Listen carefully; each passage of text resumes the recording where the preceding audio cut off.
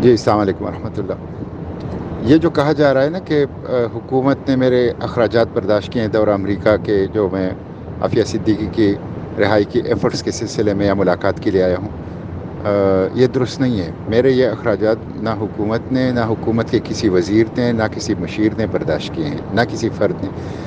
میرے یہ ذاتی ایفرٹس ہیں، اور میں ذاتی خرچے پہ آیا ہوں یہاں پہ امریکہ۔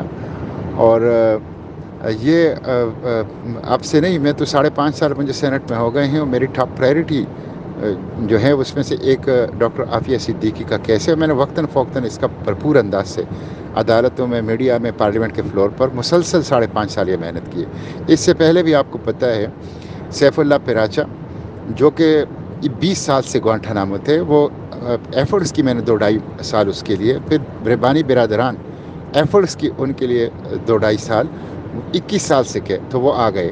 اور سب کو پتہ ہے تو یہ صرف یہ نہیں ہے، خواہ وہ ڈاکٹر عافیہ ہے یا گوانٹانامو میں ہے، ان کی رہائی کے لیے مسلسل میں نے کوششیں کی ہیں، کر رہا ہوں۔ اور خود پاکستان کے اندر بھی جو پرائیویٹ جیل ہیں، ان سے ہم پاکستانیوں کو رہا کرنے کی میں کوشش کر رہا ہوں۔ سب کو علم ہے اس کا، میں بھی بلوچستان گیا ہوں، کوئٹہ گیا ہوں، وہاں پورے خاندان کو ایک صوبائی وزیر کے جیل سے رہا کروایا۔ تو یہ میری ایفرٹس ہیں، اس میں کسی نے میرے اخراجات، نہ حکومت نے، نہ کسی وزیر مشیر نے، نہ کسی فرد نے برداشت کیے۔ یہ غلط ہے۔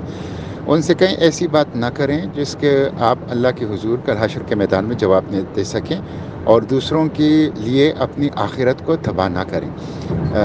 جھوٹ نہ بولیں، یہ درست بات نہیں ہے۔ اچھی انداز سے، مثبت انداز سے خیر کی سیاست جو ہیں وہ کریں، لیکن جھوٹ جو ہیں وہ اس کا اثر بھی نہیں ہوتا، اور یہ تادیر قائم بھی نہیں رہتا، یہ جھوٹ کھل جاتا ہے۔